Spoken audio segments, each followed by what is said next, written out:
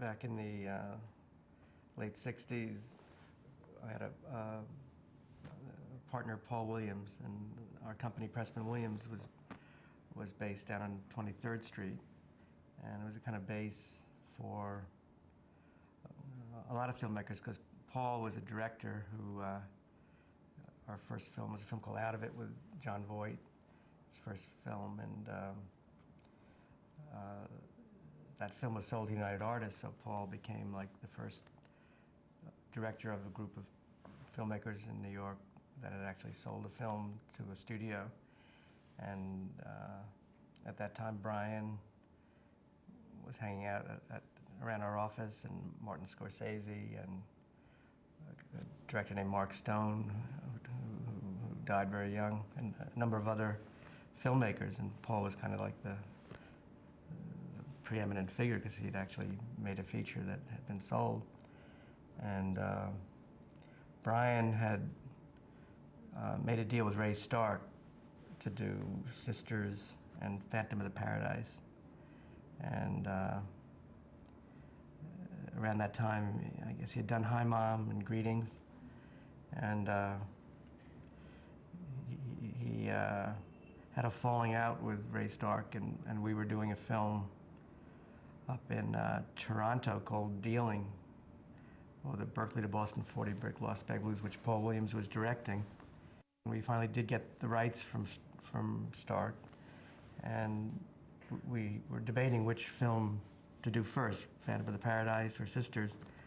And Brian was living in a house out in Malibu, which was, I think, owned by Waldo Salt, Jennifer Salt's father, and it became kind of a hangout for a lot of young filmmakers, actors, directors. I lived there for a while myself, so the idea of doing Sisters first was the most practical idea. The idea Brian had was to work with Margot and Jennifer and people that were part of the family, and it was to be a modest budget film, and I think Sisters was a simpler film to make than Phantom. So we decided, let's do Sisters first, and that's how it started, as a long-term relationship with Brian. I think I wanted to do Phantom first. That was the film I was most excited about. Sisters evolved into a terrific movie, but I don't remember the experience of first reading it, but I was certainly a great fan of Brian, and my interest in doing any film has always been driven by the director and the filmmaker, and Brian was not just a partner, but he was a good friend. So I took his lead. I just remember we were juggling, trying to finance both Sisters and Badlands, the Terry Malick film, and it was very, I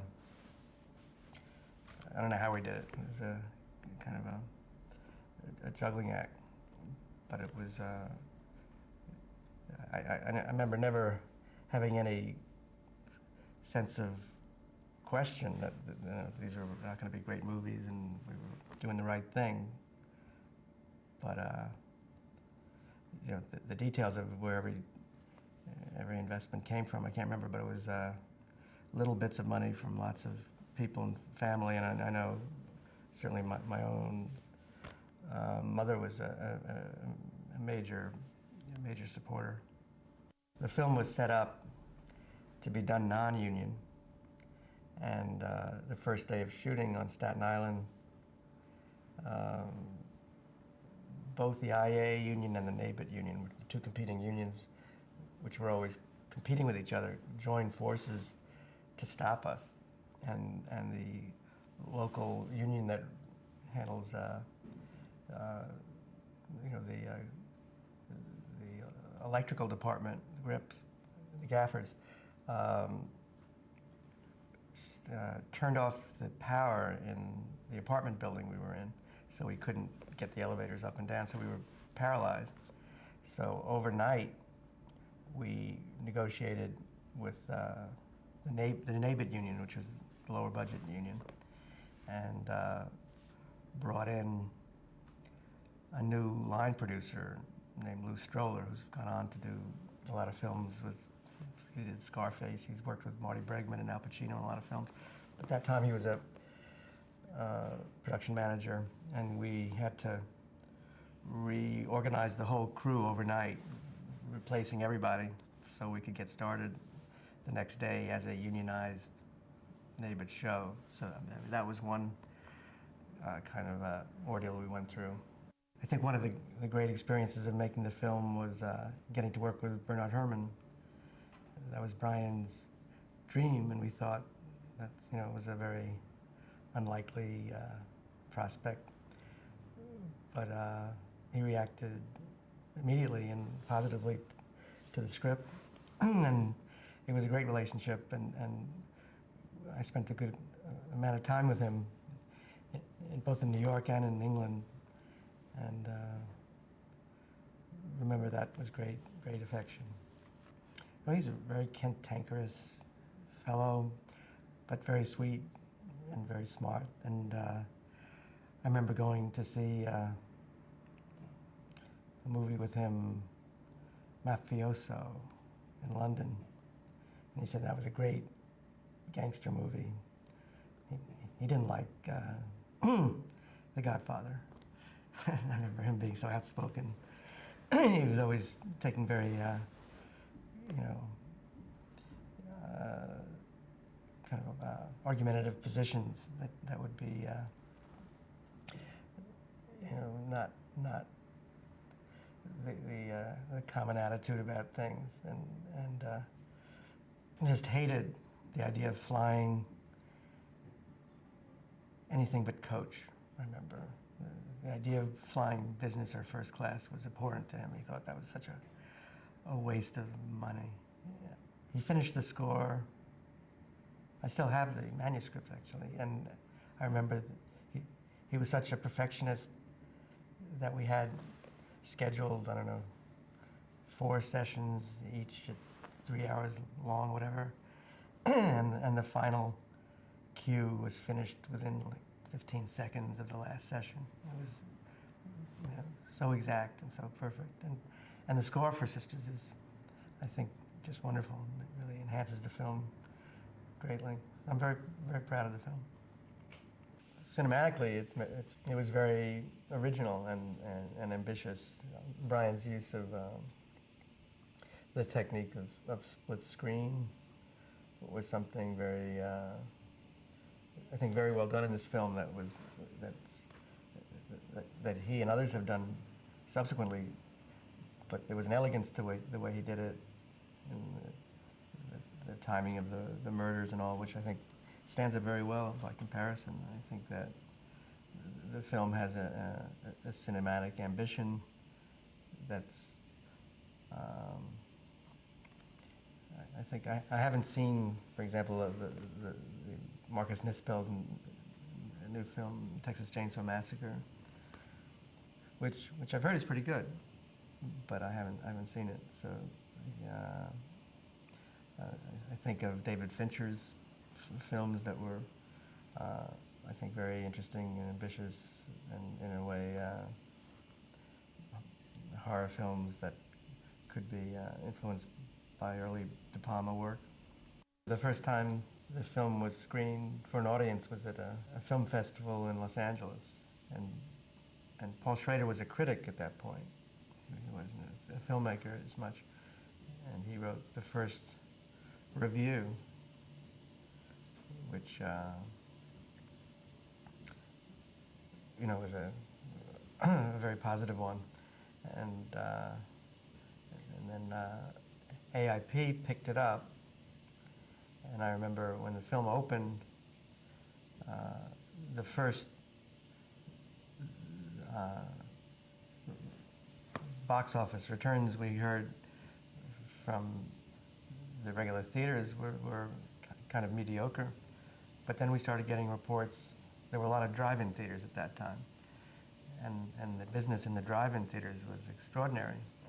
So we were finding that the film was being appreciated by people in the small towns and drive-in audiences around the country. So that's where the original audience came from. AIP doesn't exist anymore, but that was their bread and butter with these kind of Roger Corman movies and things like that. And this film might have been different, but it played to that audience very, very well. I went with the film to Cannes with a fellow named Irvin Shapiro as a salesman. Irvin was actually Sergei Eisenstein's PR man back in the time of Potemkin. And he was a sales agent at that point with a company called Films Around the World. Wonderful man, he died. And Marion Billings, who became Martin Scorsese's publicist and was an important publicist, she took me over, and the deal was I would take her to Cannes.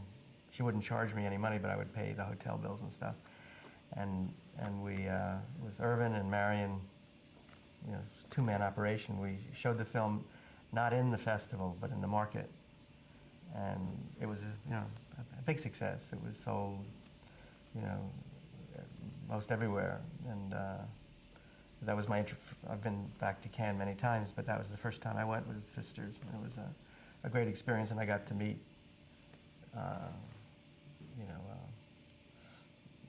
so many people through Marion and Irvin. I've always had a very international-minded approach to filmmaking. I think I grew up being most influenced by the French New Wave. Those were the films that influenced my choices and my idea of what film could be. When I was starting out in the late 60s, film was a very political instrument, and we believed film could change the world, and I always have approached film through the Truffaut auteur school and working with filmmakers as a partner and trying to achieve his or her vision has been what I saw the role of a producer, more in the spirit of a Sergei Silberman rather than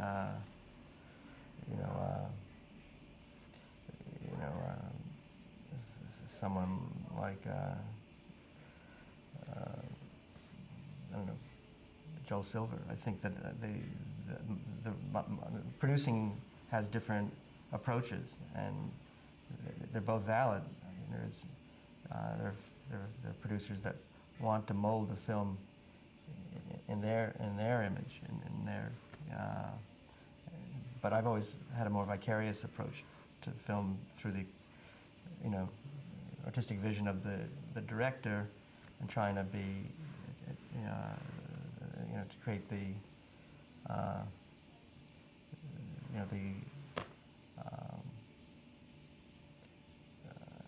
what's the word?